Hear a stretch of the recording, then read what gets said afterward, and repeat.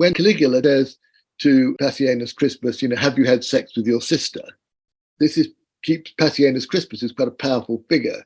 Has to think, what he's going to say about this. Because if he says a kind of no, that might suggest that this was a bad thing to do, and people knew that Caligula had sex with his sisters.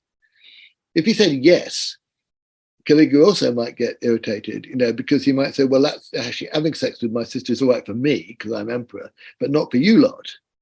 So what he says, answer he gives is not yet.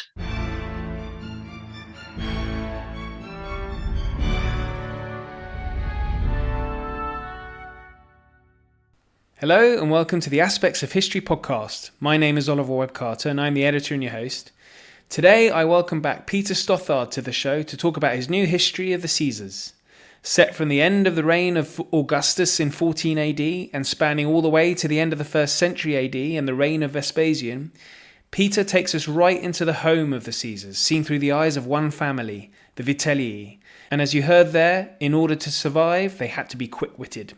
We talk slavery, sex, Roman food, the gluttony of the Caesars, including Nero and Caligula, and how to survive in ancient Rome when many didn't, which is probably best demonstrated by the year of the 4 emperors when, in 68 AD, 3 came to a sticky end before Vespasian took over and Rome saw stability. Coming up next Saturday, I have the Trojan War. Then James Holland joins me to talk the Second World War. And since it's the anniversary of Dunkirk, and James and I discussed that, the film club is Christopher Nolan's movie Dunkirk, which is available to Patreon subscribers. Yes, I'll be launching a Patreon where you can sign up and get bonus material. I'll be sending out an announcement next week on that, but you'll get bonus episodes and much, much more. Please do share and rate and review if you can. In the meantime, I'll hand you over to me talking with Peter Stothard on a history of the Caesars.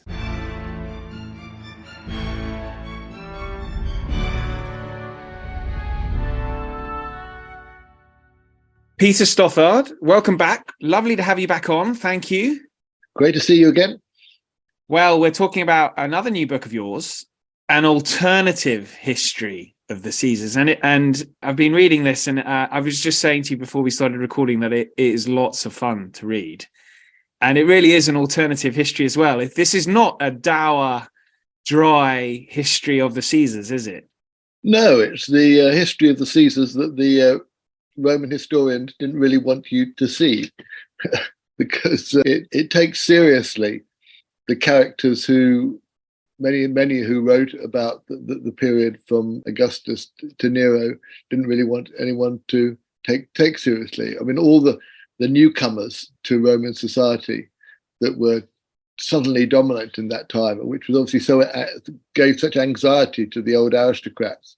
So the fact that the sort of politics had sort of moved indoors. It sort of, instead of being run in the forum where they were very good and in the army and and making big speeches and winning battles, this period was actually quite a peaceful time. There wasn't much expansion of the empire, and the sort of ordinary politics had been not exactly closed down, but had been made into a bit of a sort of stage play. So there's lots of sort of pretend politics going on outside, but the only real politics happened inside. And it was inside the Palatine, the house on the Palatine Hill, that expanded over this period and sort of basically meant that sort of all traditional politics was behind closed doors. Well, this is a very interesting story, what went on behind these closed doors. The answer to your question is it was extremely irritating, not surprisingly, to the people who were outside the doors and who were used to being inside. And of course, it gave power. Once you had a one-man rule, he ran it from his house, was effectively what it was to start with, and always really. And a whole new set of people became influential and powerful. So, the slaves, the ex-slaves, a lot of women who had no real power much before, suddenly became very influential and powerful. So you've got a sort of domestic politics going on. Now, people can argue about how successful that was, but it wasn't very pleasing to the people who were used to running things and found suddenly that they weren't. And my book, what this Palatine does is to, instead of basically saying all these guys on the inside were just sort of thieves, wastrels, poisoners, con men, too uppity for their own good, it tries to look at the world of the Caesars from their point of view, how dangerous it was for them and what strategies they had to adopt very familiar sort of strategies for us now in order to survive.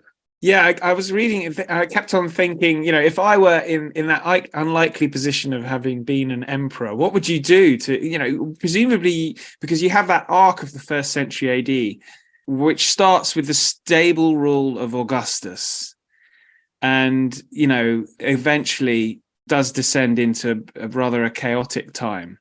But I was reading the book thinking, what would I do to maintain power without... It seems to be basically just don't piss anyone off. And that's easier said than done, isn't it? Yeah, it is. And the first thing you have to do is to know who to trust. And that's one of the, the points of running anything. I mean, you've got to sort of know who you can trust and who you can't. And different emperors found different solutions to this. I mean, some people, Tiberius sort of trusted a certain kind of people naturally, particularly people he'd served in the military with. So that was sort of a bit not so untraditional for a while. But Claudius, for instance, who was as you remember, was the sort of suffered from a lot of disabilities. The only reason he was still alive when Caligula was murdered was because no one thought he was really up to it and could possibly be a threat to anybody. And he spent most of his life with servants, effectively. He'd been and teachers and with sort of academics. He was the people he trusted were all the people who looked after him and who had sort of taught him and who he'd worked with on the history of the Etruscans. And so he found that the right people to trust, and they were very, very different from the ones that other people had found to trust. I mean, Nero, eventually trusted the people he did the amateur theatre with, and Caligula liked the chariot races. But underneath the kind of interesting detail of who you trusted, and of course they all, unsuccessfully or otherwise, tended to trust the women they were involved with at the time. Whatever the individual instances, the key thing to understand, it's a bit like I call it sort of the birth of modern bureaucracy, because one of the things that the Romans did have left to us is not just all that great literature and all the law and poetry and all the aqueducts, but they left behind something which some people might think is actually more pervasive in modern society and in the societies that followed than any aqueduct, which is the process of a top-down hierarchy of servants who were, in some ways, the first civil servants. You're getting the aqueduct built. Well, exactly, getting it built, making sure it's quite difficult building an aqueduct. You had to sort of make sure you got the right architects and the right people to make sure it sort of went down very slowly and not too quickly, and it didn't waste a lot of money. And and if you were good at that, you were extremely useful to the emperor, who could call the aqueduct after himself, but otherwise probably didn't have too much to do with it. Well, one thing that I loved reading through the book, and it took me back to my time at university when I was studying ancient history. I had a module, food and drink in the Mediterranean, which actually my lecturer appears in your bibliography, James Davidson, who wrote a very good book, Courtesans and Fish Cakes. But food features throughout, and it steadily, because I always thought when I was studying the ancient Romans, is particularly the latter half of this century, that they get steadily more and more vulgar. And that's reflected in the food, isn't it? I mean, because Augustus starts off with this sort of classless food of figs and bread. But it descends, doesn't it? And they're getting far too carried away and behaving very un-Roman-like. Well, I think it's a big difference, I think, between what they said they were eating and indeed what they said they were doing and what they were actually doing. I mean, the point about food is that, as we've sort of begun to notice a little bit in the sort of media agenda surrounding the cost of living crisis, I mean, you shouldn't really compare that with astonishing sort of ups and downs of famine in the ancient world. But the politics of food is very central. We saw it before the French Revolution. I mean, you could argue all sorts of ideas and what's going on and who believes this and who believes that. But if people are hungry, they're very different people from if they're not. And it's almost the first rule of being in charge of anything is that people shouldn't be hungry, because if they are, you're in really dead trouble. So food and power were there together right at the beginning. I mean, the Roman Forum was a food market before it was a market in ideas and rhetoric. And however irresponsible an emperor might be, if once you took your eye off that ball, you were in trouble. So that's one way in which the food was central to Roman power. But the other was a kind of was a display of it, because if people, and it's again still true, we get a bit out of the habit of seeing it like this because we have food all the time, in the shops. It doesn't really change very much. But food was available much scarcer at some times than at others. And if you wanted to be popular, you gave huge public banquets. Julius Caesar, before the empire, gave huge, and they were outdoor banquets. And thousands of people sat down at tables in the streets, and they had a jolly good sort of halfway between lunch and supper, all afternoon job. And Caesar was famous and very popular because for the first time in history, he had 4 different wines on each table. So if ever you are offered different wines on different courses at a meal, or if you offered a choice of wines in a restaurant, that all goes back to Julius Caesar, who thought, this is great, we can give the people a choice. And but that was all visible, and it was, everybody, people did it, people enjoyed it, and people were very grateful to the returning generals who put on these shows. But again, once the empire kicked in, and once everything was on the Palatine, these big shows tended to go indoors. And once they were indoors, you could be a bit more political about it if you were a leader. So you could say, I'm very simple and I prefer eat nothing but leeks, or nothing but simple peasant food and simple figs, and try and improve the moral fibre of the country by reminding them that they had to go back to the old days. But you could also then turn around and go into a banquet where there's sort of ducks steamed with turnips and extraordinary confections of in every movie about Rome. There's always the moment when they bring out the roast dormouse. Yes. And that was true. They did have dormouse, but they often wanted to show that wasn't what they were doing. So food then became a political weapon in a different way. It was, what you said about it was as important, or if you could get away with it, as what you actually did. Have you ever actually tried having a Roman meal? Have you put that on ever? I mean, presumably the 4 different types of wine, Chez Stothard, are a regular occurrence. No, I have occasionally passed sort of tourist restaurants where they sort of say, come in and eat and drink like a Roman, and a chap dressed as a gladiator or a centurion is waiting outside. But I've never actually been tempted. Maybe I've been too shy. I had a teacher who had. This was years ago. He'd somehow got his hands on an amphora that had been brought up from the Mediterranean, and all that was left was the residue of the wine. And so him and a few of his friends had added water, to try and make it into. So he could say he drank Roman wine, which he did. It was revolting, unfortunately, but and obviously was no longer wine. I mean, the real interest there, I think, is that it was probably, to us, would have been revolting at the time. And what always fascinates me, always does, is that for the Roman poets who wrote a lot about this, it was quite clear that there were different kinds of vintages. Some wine was very expensive and very valuable, and some wasn't, and some was good and some was bad, some was cheap, and that they would sort of say, come for a cheap one, or I'm going to get out the very best one, for this occasion. But we know that from the sense of vintages as we understand them, all these would have been totally disgusting.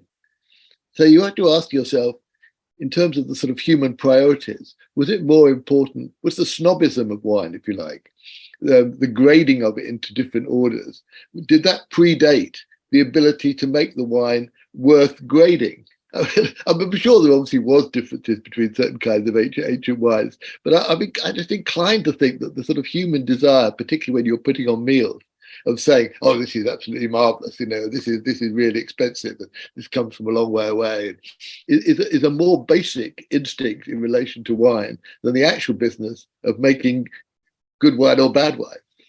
Absolutely, that's a conversation that's very relevant today. It really is. Absolutely. I mean, I'm not a great connoisseur of wine, but I do start from sort of suspicion as to whether the snobism predates the viniculture. Absolutely, yes. I'm a bit sceptical on that as well. Now, I know we've briefly mention slaves and ex-slaves. I always am fascinated by slavery in the ancient world, because I think we certainly need to sort of differentiate it from the modern slavery.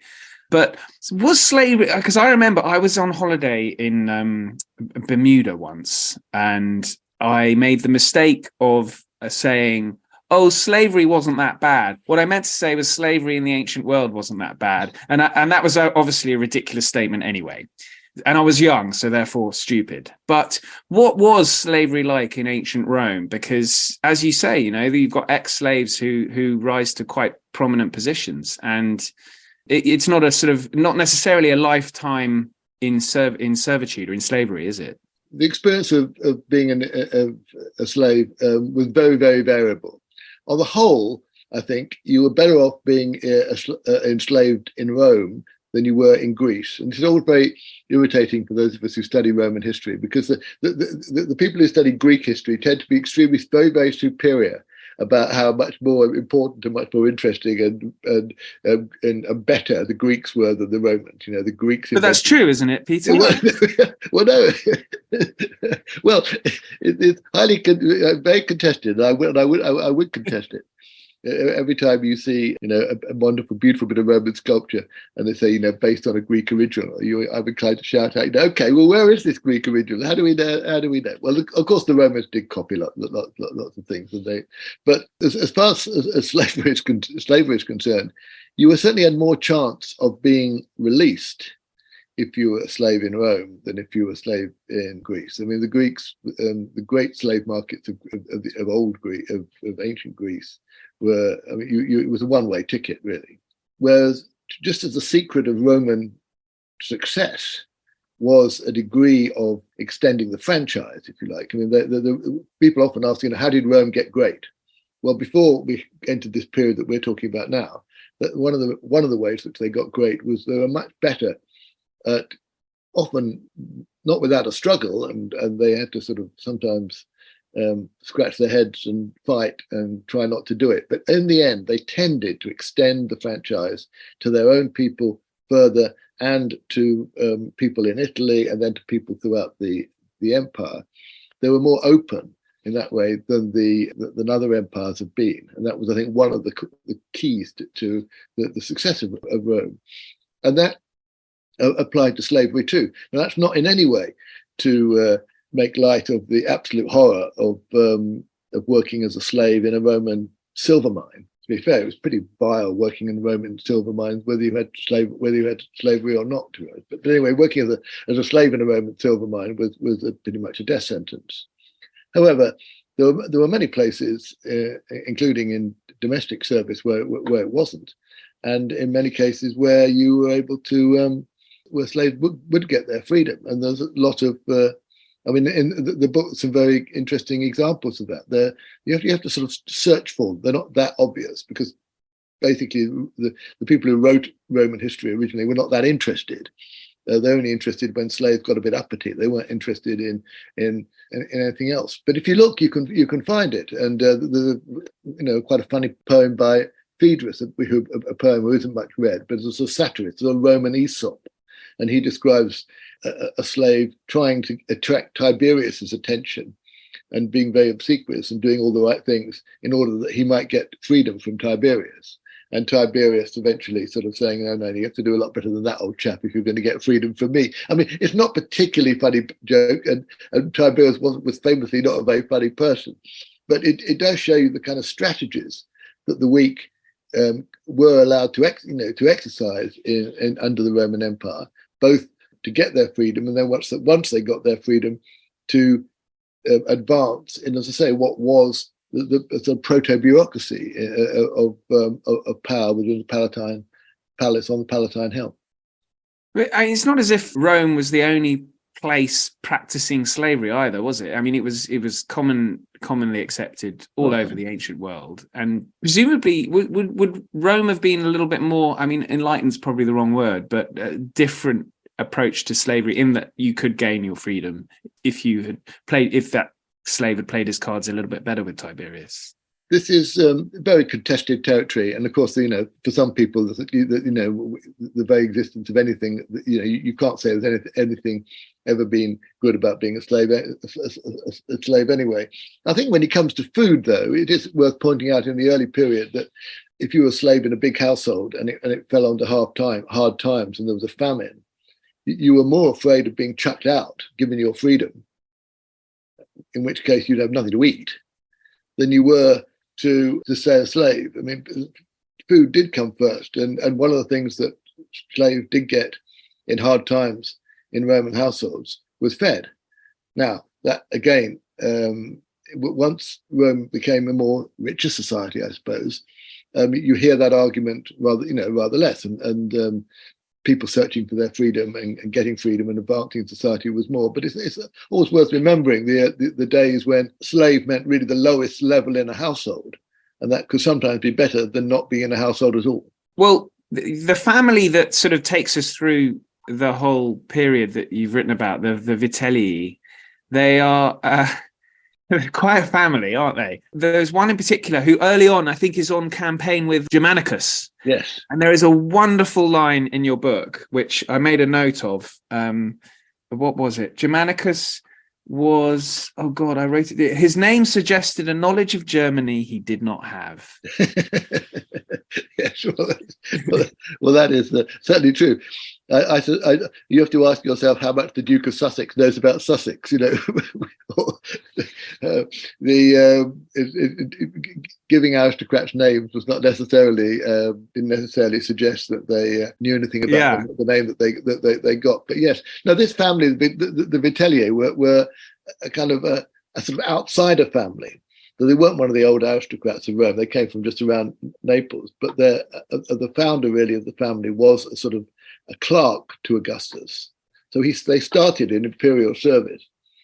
And his son, he had this son who became Lucius Vitellius, who became the sort of arch flatterer of the new era. So he, far as I could see, sort of wrote the rules. He set the sort of standards to how you had to behave in order to exist in this new world, which, if you tried to behave like an old Roman, was extremely dangerous, and you get your head knocked, you get your head cut off. So Lucius was to his enemies, which was most of the people who wrote about him, was an obsequious, fawning flatterer of the lowest kind, who went around kissing being toadying to Messalina. When Caligula says that he's talking to the moon, it's Lucius Vitellius who finds a wonderful formula for both suggesting he might be right, but he might not be. It's all the businesses. Anybody who works in an office of any kind of bureaucracy knows that the people who often get on are the people who are very good at this kind of technique. And Lucius Vitellius became virtually as a prime minister of Rome by being a master of this. And so when Claudius went off to conquer Britain, or at least to pretend to conquer Britain, Lucius Vitellius was left in charge of Rome. So he was an interesting new character of this new world. And then he had these two sons, the Aulus Vitellius, who's the guy who did become emperor, who is, I suppose, the sort of starting point of the story, because we probably, if Aulus Vitellius hadn't become emperor, however briefly, we probably wouldn't be telling this story at all. But he was like a lot of the sort of second sons in corrupt environments. He had his father's, he didn't really have his father's skills, but he had a lot of his father's, he absorbed the appetites of the people around him. So he became essentially a sluggard glutton, who was famed only for being sort of totally useless and eating a lot. Now, probably a bit of a disappointment to his father, who was a bit more sophisticated, but Aulus Vitellius was very good with Nero. He went along and caroused around the streets, beating people up with Nero, which is what's the kind of person that Nero wanted. And he also, and he was very good at being doing chariot races with Caligula. And so he was, in some ways, as the emperors changed, you might say degenerated, you could say that the people who served them had to adjust themselves to a different kind of emperor. And what I try and do in this book is to rather than be too judgmental about the how awful Caligula was or how awful Tiberius was, to try and look at it from the point of view of people like the Vitelii who had to manage this. And since I think these days there's an awful lot of far more people have got experience, even if they haven't really thought about it very much, of manoeuvring around tyrannical bosses or how you do this. It's worth looking at it from that point of view, just not saying that the emperor is a monster or the boss is a monster, but what are the strategies that work for surviving until maybe the next guy comes along who might be better, and the Vitelii were masters of this. But it turned out it all worked out perhaps too much, because Vitellius had such a reputation, Aulus Vitellius, for being useless and no threat, just really as Claudius had. Claudius was not thought to be a threat, so he became emperor. Aulus Vitellius was not thought to be a threat.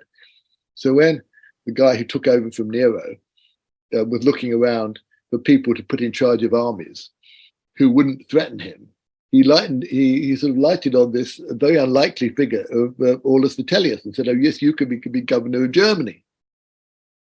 So this guy who had a load of debt, was only really interested in food, and was run out of town effectively by his debt, by his creditors, and ended up as in charge of Germany, where he continued to eat and drink and have a good time, perhaps drinking more beer than wine. So he was up there, and that would have been fine, except that some of the people in his court, because everybody had their little court as well as the emperor had their big court, decided that actually it would be very good for them if they could make Vitellius emperor.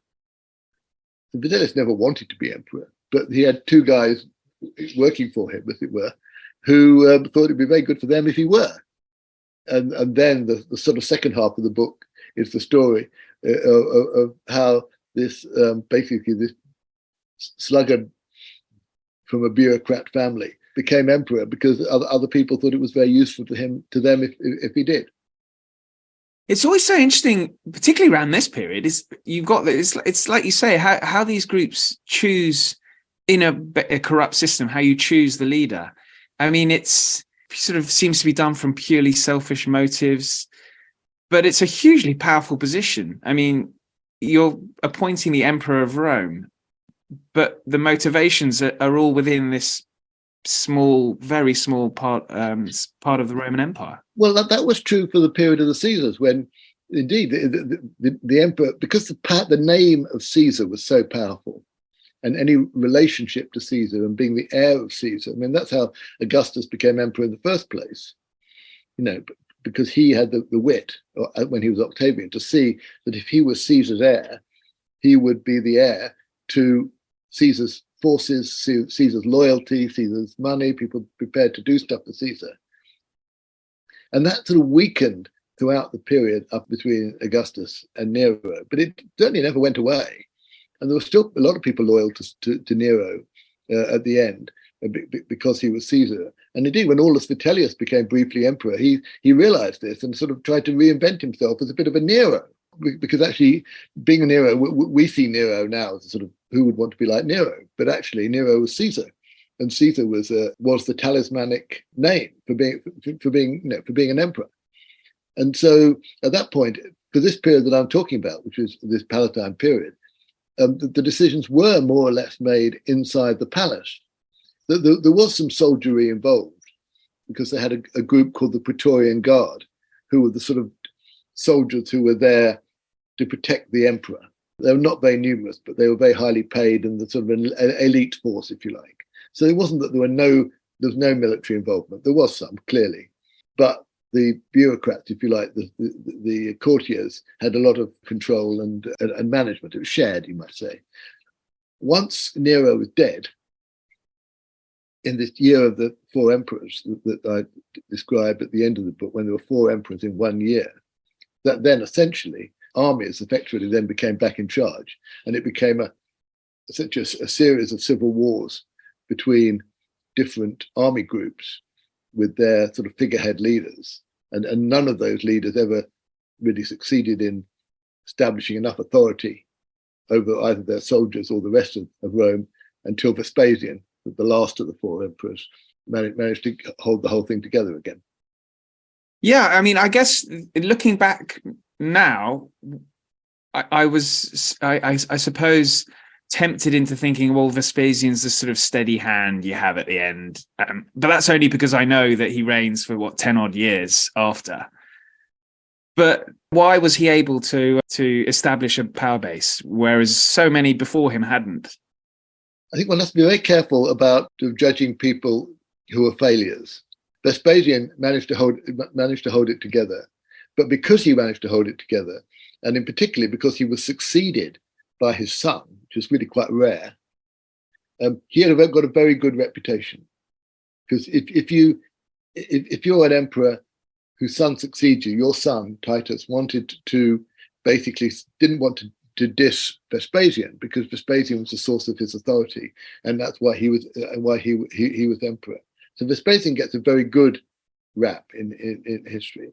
If, however, you're taking over from someone who doesn't give you your legitimacy, like Vespasian, taking over from Vitellius, or you've got every interest in rubbishing them, because you want to establish not your link to the past, but your difference from the past. So although everything I've said about Vitellius, and I'm sure a lot of it is true, his extraordinary sort of appetites for food and his sluggishness, etc. Those were all the things that people said about him after he had failed. And although I think it's substantially the case. I reckon it was certainly exaggerated, and he was you could say, if you were defending him, that he was a glutton because he was a failure as emperor, rather than that he was a failure as emperor because he was a glutton. Because gluttony, like sort of sexual excess and all sorts, were ways in which Romans abused each other. Food and sex were so important and so basic.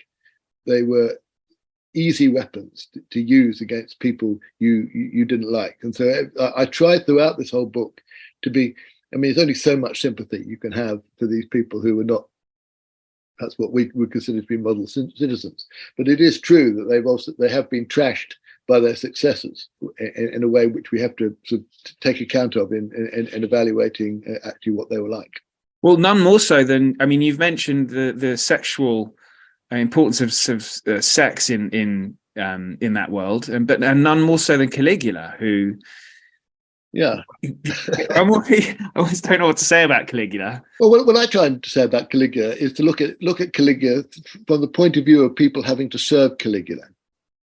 Caligula obviously, did a lot of very ordinary things as emperor. A lot of being an emperor was either responding sensibly to requests. There was no policy. The emperors did not have policy as we'd understand. They didn't have economic policy, didn't really have foreign policy. What they did was react to events, react to letters that came to them, react to requests for stuff. And although we don't know all the details, Caligula, like every emperor, would have spent quite a lot of the day responding to requests. Shall I build this? Shall I do that? Shall I do this? And I'm sure probably a lot of the answers that he gave were some were good and some were bad. Some were sensible, some were stupid. But that was probably true of all of them. But he also, of course, had this problem, and everyone dealt with this differently, as we were saying, about how to keep power in the Palatine itself. And how to keep people on their toes, as you might in modern parlance. Now, so when Caligula says to Passienus Crispus, have you had sex with your sister? Keeps Passienus Crispus, who's quite a powerful figure, has to think, what he's going to say about this. Because if he says a kind of no, that might suggest that this was a bad thing to do, and people knew that Caligula had sex with his sisters. If he said yes, Caligula also might get irritated, because he might say, well, that's actually having sex with my sister is all right for me because I'm emperor, but not for you lot. So what he says, answer he gives is not yet, which is, and Lucius Vitellius, when asked, by Caligula, I'm with the moon at the moment, can you see her and me together? Lucius Vitellius thinks, and he says, well, because he has to work it out very quickly. If he says yes, then Caligula, and Caligula is teasing, then Caligula can draw him in and say, well, how many other gods can you see, and make a complete idiot of him and expose him as a charlatan. If he says no, he might suggest, that he doesn't believe what the emperor is saying. So what he says is, no, but that's because only gods can see other gods. So he's saying, well, I'm not a god. So only gods can see other gods. So his methods of dealing with the particular kinds of, whether it's mania or just that, or teasing, or because they don't know what it is. They don't know whether Caligula is absolutely mad, though towards the end the general consensus he did go crazy, as a lot of rulers do. But in some respects, he might just have been trying to, exercise his authority and trying to tease and humiliate and show everybody that he was on top and who was in charge and who wasn't. And the people who were underneath didn't know that. And some of these people were very proud and, came from big families and had been used to running Rome. And now they had to make calculations like this. And so different kind of people prospered. The Vitelli prospered because they were good at making calculations like that. And other people who perhaps were a bit more too proud, or just weren't quick enough, or could only think about different kinds of things, ended up in trouble, or dead. Yeah. So if you could construct an aqueduct competently, but were not silver-tongued enough to answer that in a clever way, then you might come to a sticky end.